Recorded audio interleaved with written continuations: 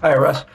Can you tell us how have the last few days been emotionally, and how do you feel now about sort of the result of the work put in, the accord with the players, coaches, and the league, the results of all the work that you guys have done these last few days? I think it's great. I think we all needed a pause. I think emotionally, physically, mentally, and I think that the pause was for a greater cause, not just for basketball, but for all the social issues in our world today. And obviously, based on recent events across the world and recent police killings and shooting, it allowed us to use our platform to be able to stop what we're doing and recognize how important the rest of the world and me being a Black man in our African-American communities, how important it is to be able to pause and understand how us as a league, as owners, collectively, how can we come together and make sure that we're doing the right thing as it pertains to that. How does it feel to know that the platform that you have is effective, that it's powerful, it works? Number one, it's a blessing. I think that a lot of people don't understand how strong and how powerful it is. We're on TV every day. Our faces are, some of the most well-known people in the world. When people see us and kids look up to us, and to me, it's an unbelievable blessing. And I believe that, at least for me personally, God has put me in this position for a reason to be able to, not just to play basketball, but to use my platform to better help other people and help our youth, help people across the globe and understand how important different things in life is. Thank you. Christy Regan. Hey, Russ, I know you have some young children like Jacob Blake does, and I was wondering how difficult was it for you to see what happened to him happen in front of his children, and how much do you hope what y'all are doing can be able to affect real change in this country? Man, honestly, I watched the video, and it's heartbreaking. It's something that is you can't explain, and it's something that is just not right. Me growing up in the inner city of Los Angeles and being able to see the different police brutality that happen on everyday life, and for me to be able to see that, number one, is heartbreaking, and in my mind,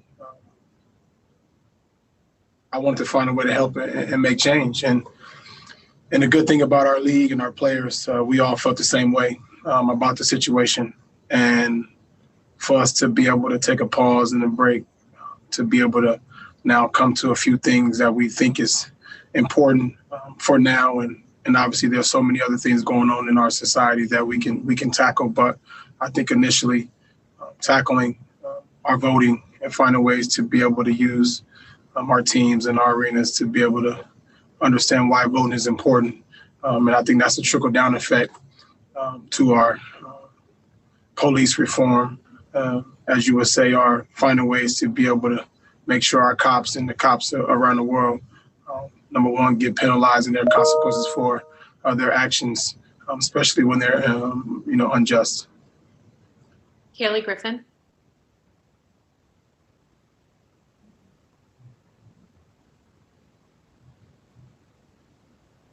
Kaylee.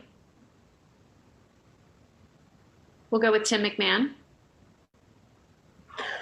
Russ, I appreciate what you guys are doing with social justice, but I wanted to change subjects real quick and ask you about your health. How are you feeling physically with the quad? And Mike says he thinks there'll be some sort of minutes restriction on you tomorrow. What are your thoughts on that? I'm taking day by day. That's all I can do. Just taking them one day at a time, and that's what I've been doing. That's all I got for you. Mark Furman. Russ, along those lines, how excited are you to get back out there in Game 5? I'm excited to play, but I'm more excited that we're playing for a cause, playing that we're in agreement to be able to make sure that's action. Like for guys like myself, and I'm pretty sure guys around the league, is, we play and we have our names on the back of our jerseys and we have our messaging on the back of our jerseys. And that means something. And it's not just something that we just put on there for fun or for kicks and giggles, but it actually means something. It's actually something that I personally take action and take responsibility in being an African-American athlete, a black man in this society, having a son of my own and having other kids that look up to me from my neighborhood around the world. It's something that's what I'm most excited about moving forward. And obviously basketball is our platform. It's something that I love and embrace to do. But to me, that is the most important reason why we're actually even coming back to playing. Because if there wasn't any agreement or there's no action moving towards some of the things that we talked about as players and me personally, I wouldn't be playing. Ryan Bearfield. Russ, when you see things like the Jacob Blake incident, how does that make you feel knowing that you have a teammate and somebody you know personally in Thabo Sefolosha who has went through police brutality? You know what? It hits home for many reasons, man. I grew up in South Central Los Angeles. I've been around people, my friends. I have family and friends that have been subject to police brutality. I have people that I know, friends that are cops as well. So I've been privy to it all, man. And since I was young, and my parents has always taught me to find ways to be able to use your platform to be able to not one, help your community, but actually be involved and be upfront, and where you are actually in the field and finding ways to be able to help the community. And this year has been crazy. We have the election coming up. It's a pandemic going on where people are losing their lives and families are struggling. It's so much going on at one time, man. I think it's a time where we actually take a break and actually think about the things we need to do and do them. It's a lot of talking, and everybody likes to talk about what they want to do and how they want to do it, but it's another step to actually doing it. And that's what I'm all about, is action and making sure that is happening right away. Dan Wokey. Hey, Russ. You kind of touched on this, but how close do you think was this season to ending on Wednesday night, Thursday? And then secondly, ownership around this league has committed money in the past, but there are people that don't necessarily agree with you politically and stuff like that. How heard do you feel by people who may not be on the same side on some of these issues? I know we've heard, because once the NBA stopped, everything else stopped.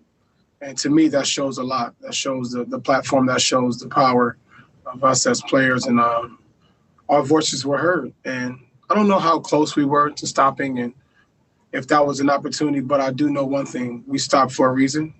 We needed a pause. We needed a break. And I think it's very, very important that we not just, the owners tell us that what they're going to do and how we're going to do them together, but we hold them accountable. And I think that's another step of making sure that things that we discussed amongst each other in this partnership that get done, and they get done in the fashion where we both can agree on, and we see the impact, we see the change that's happening across our world. Michael Shapiro.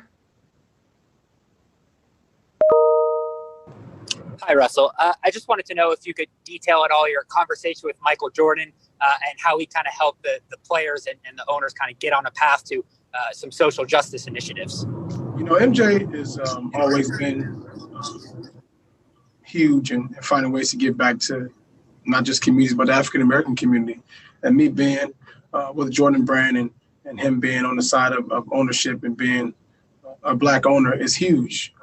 And during the meeting and during the conversation between myself, the players, and owners, he was huge in making sure that whatever it is that we wanted to do together, we make sure we get it done. And I think that's the next step, as I mentioned before, is we've had previous conversations with ownership and players and some of the things that we weren't able to get done. But I think MJ was real adamant about making sure that, we get things done and get them done the right way. We'll take two more. Greg Bailey. Hey, Russ, how much of a sense inside the bubble with your teammates and other players in the NBA is there that 5 years from now, 20 years from now, you can look back at this and say that you were part of meaningful change and meaningful change in the way that people of color are treated in this country? I can't speak for anybody else. I speak on how they feel. But for me personally, it's something that I think about daily. And even before I came in the bubble, since I've been in the NBA and since I've grown up in the city of Los Angeles and finding ways to give back, I've always thought about legacy and figuring out a way to be able to, what does it mean? What does your legacy mean? Is it just about basketball? And I don't think mine is about basketball. I believe mine is about giving back, and not just giving back, but impacting and inspiring and finding ways to be able to do what's right. In today's day in society, our Black communities has been hurting for many, many, many years. And I feel like I have the platform. I have the ability to be able to reach certain people. And I feel like it's my duty to make sure that our Black people are heard, our Black men are heard, our communities, underserved communities are heard, and I'm gonna do everything in my power to make sure that happens. And to be involved with something like this today, I'll be lying here saying if I wasn't putting that on the line first and making sure that I'm a part of history in a positive way, and making sure that, and whether it's 5 years, 10 years, 20 years down the line, that I can look back and say, I was a part of that and I put my best foot forward. Last one, Terrence Harris. Hey, Russ, how's it going? Hey, I just wanted to ask you,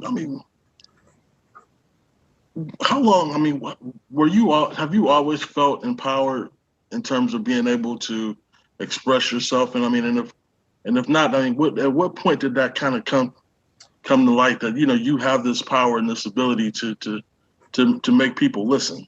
I always felt like this. I may have not always spoken out to you guys about it, but I'm more about action.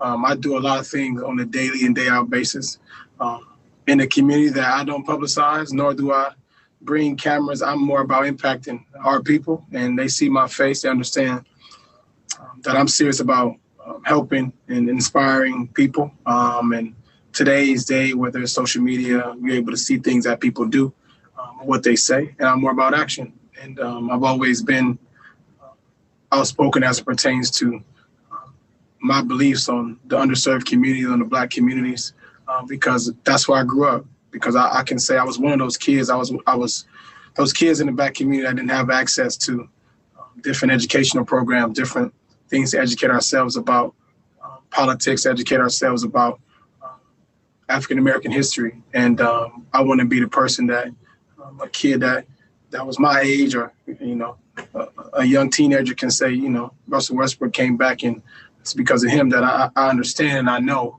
about our history. I understand what it's like. I understand the wrongs and rights. And I want to be consistently stand on point to our communities. And it's something that I've always believed in, and it's something I'm going to continue to do. Thank you, Russell. Yeah, appreciate it. Russell Westbrook talking about he's about action and impacting for his people. Will he appear in Game 5? You'll have to stick around and see. We have more Playoff Central Live coming up.